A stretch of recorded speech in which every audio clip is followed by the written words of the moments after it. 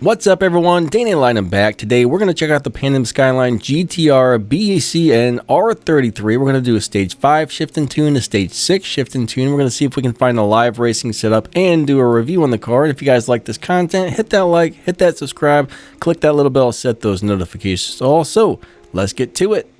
When you have the car 100% maxed out with all the stage 6 and all the fusion parts, this is the way we're going to tune it.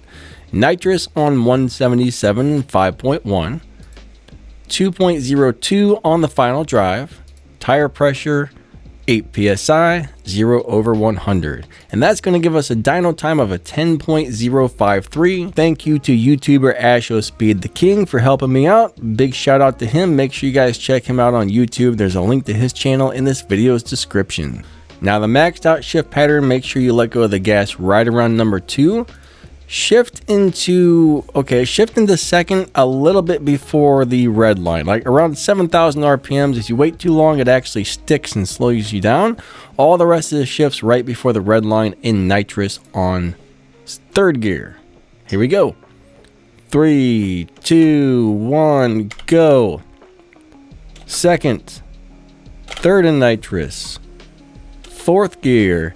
Now, I don't know why the gear sticks, but yeah, if you don't shift into 2nd at just the right time, it will stick and slow you down big time. There we got a time of a 9.947s. I've been getting some runs in the 9.93 somethings, but that's how you do it.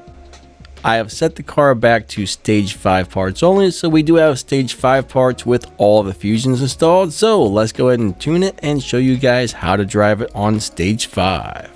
We have our nitrous on 132 and 3.0, final drive 2.14, tire pressure 8 psi, and that gives us a 12.011 on the dyno. We are going to drive the car the exact same way. Let go of the gas right about number 2, nitrous on 3rd, and don't quite wait too long to shift into 2nd because it does have a sticky gear and it will slow you down, which is weird. But anyways, here we go. 3, 2, 1, go. Oh, that was weird. Let's try that out. 2nd, 3rd in nitrous. That's the first time I've ever had that kickback, so I don't know if that's going to make us go faster or make us go slower. So sometimes if your launch is just at the right point, weird things happen. And we ran a 12. Ooh, that really slowed us down. All right, so if you get that kickback, you don't want that kickback, guys. Let's try that again. We'll do it so we don't get the kickback. So yeah, if that happens, you are going to run slow. So maybe let go of the gas just a little bit after number 2. Like not on 2 for stage 5, but after number 2. 3, 2, 1, go. More like that. 2nd, 3rd in nitrous. And that should be all she wrote. Now that should run a much better time. So I'm kind of glad that happened, so we could see that the car actually does that if you don't get your launch just quite right. So this should, yeah, there we got a 11.909 with a dyno of a 12.0. So that beat dyno by a lot. So yeah, that's the way you do it on stage 5, guys.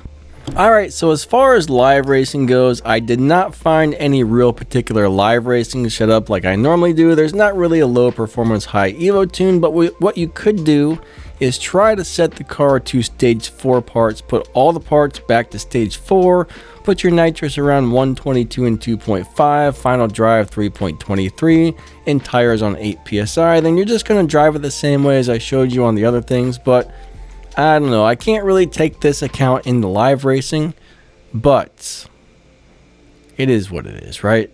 It might win a couple races. I don't expect this to be anything too spectacular, but hey, you can give it a try if you want. Alright, so let's go ahead and do a review on this car. I'll tell you what I think about it, if it's worth upgrading and all that good stuff. We'll figure out what it's good at, so let's go do it to it. So this car has a 0 to 60 of about 1.2 something, 0 to 100 in 2.3 something. All right, it's got a top speed of 269 miles per hour. So what we need to figure out is, can this car beat Tempest 3 Tier 4? Well, In order to do that, you have to do 0 to 60 in 1.3 something. This car did it in 1.2 something. It has to go over 260 miles per hour. This car did 270, and it has to be fast enough to beat the boss.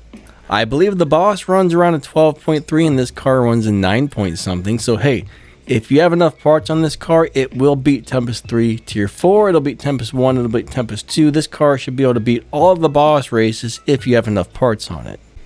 This car is capable of beating Dyno on certain tunes and setups, so I would say this car pretty much has everything going for it, except for it doesn't really have a low performance point high Evo tune live racing setup. But besides that, I think it's a great little car. If you don't have a good car to beat Tempest races or beat the bosses, this may be one you want to try to upgrade.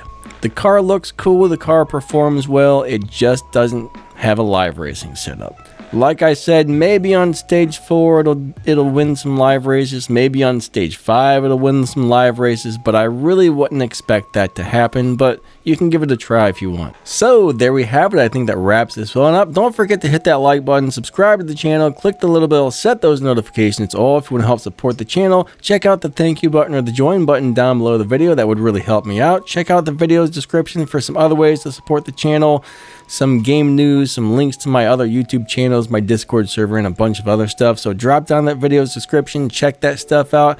Make sure you check out Asho Speed on YouTube, but there's also a link to his channel down there in the video's description.